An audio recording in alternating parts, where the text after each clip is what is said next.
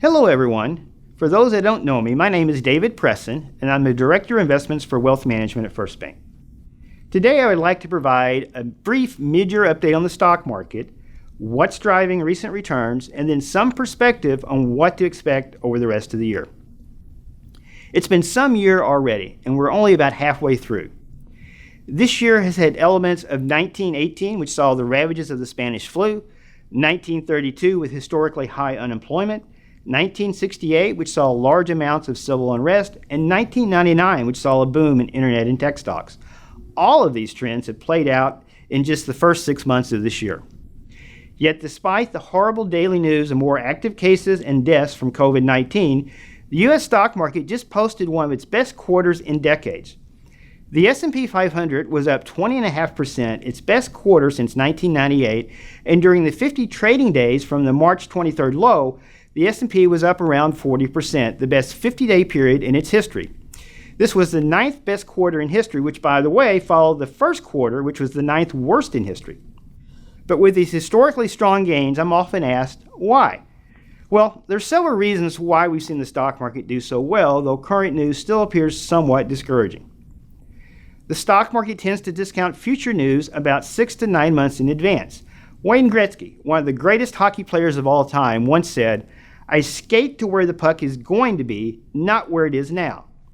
The stock market is in essence skating to where the economy is going to be in the future, not where it is today, and is anticipating that by some point next year, the worst of COVID-19 will be behind us, and we will be in the midst of a robust economic rebound. A major part of this future is based on optimism on medical advances against COVID-19, including better treatments, better testing, and ultimately a vaccine.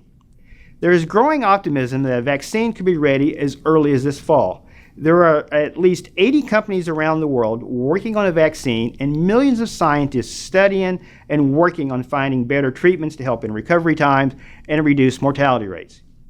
In the meantime, while we wait for these medical advances and ultimately a vaccine, the federal government and the Federal Reserve has acted swiftly with massive programs and added liquidity to shore up the financial markets and provide some relief to those businesses and individuals most impacted. And more relief might be forthcoming later this summer. It might also be helpful to understand how the S&P index is constructed to explain why it has held up so well, and after the historically strong second quarter rebound is only down about 3% for the year. The index is weighted by the size of the companies, and roughly 20% of the index is comprised of only 5 stocks: Amazon, Google, Apple, Microsoft, and Facebook, all which have done well during this environment, and several have actually hit new record highs. In addition, other larger components of the index like Netflix, Costco, Walmart, Target, and healthcare stocks have also done well. If we take just the 50 largest companies in the index, they are up about 3% for the year. And finally, as lockdown restrictions have eased around the country, despite some recent outbreaks, economic news has generally been better than expected, providing some evidence and hope of a V-shaped recovery. So where do we go from here? Well, for one thing, expect continued volatility as investors discount stories of more active cases and the resulting economic impact versus optimism on the timing of future medical advances.